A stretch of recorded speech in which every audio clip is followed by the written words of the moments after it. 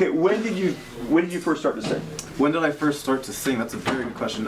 For me, I started 8th grade. I was all about basketball. That was my life. That's all I wanted to do. And I broke my wrists and I couldn't play on the team. And my history teacher told me that I should go out for the play, and I thought it was stupid.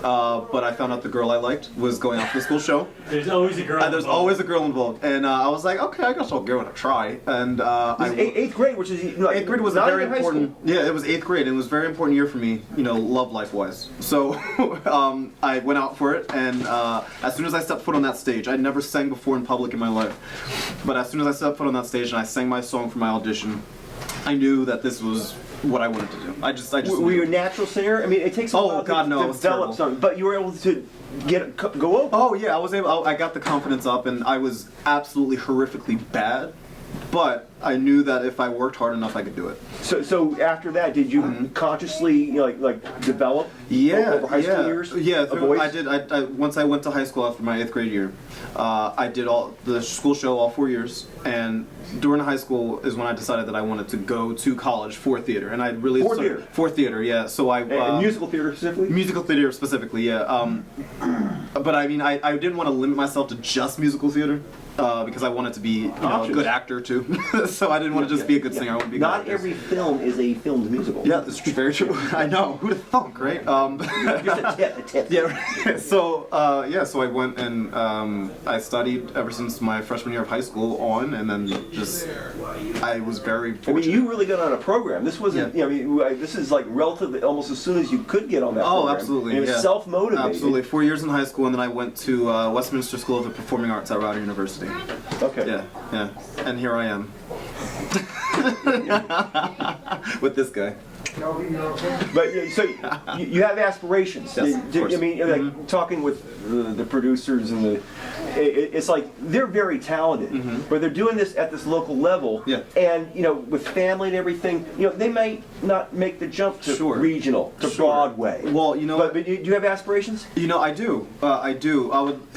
It's really hard. It's a very difficult, and Jared can tell you about this. It's a really hard business to get into, and you have to make that choice. You can either, go and give it 125% and go and make it, or you can stick at this level, which isn't bad, but you can stay at this level and, go work your 9 to 5 and have money, which is what you need to survive apparently, and have money, do community theater on the side, and then you'll live a different life. But I have aspirations. I would love to be on Broadway, sure, with BB. Do you audition? Are you in the network for that stuff? Sure. Yeah. Actually, my current job, I work at George Street Playhouse in New Brunswick, and to audition for that job, I had to go up to New York to audition, and there was this big casting call, and I got called back, and I got the job. Yeah. So like people that want to become professional actors, they go up there every day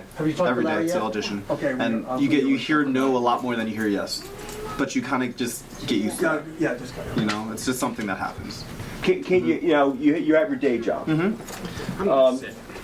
How many years can you dedicate to doing this before you might say, well, you know what, I'm going to do this for the fun of it, as opposed to having aspirations?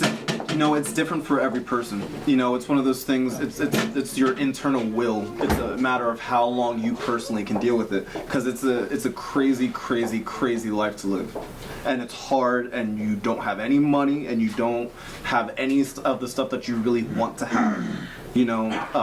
Because what you see on TV, like the TV actors, the movie actors, the Broadway actors, they are 0.5% of all of the actors. They're the ones who got lucky. And there's a lot of talented people out there, and everyone who makes it is lucky, but they are also lucky. Yes, you just have to be in the right place at the right time. I mean, would it help you if you were living in New York City?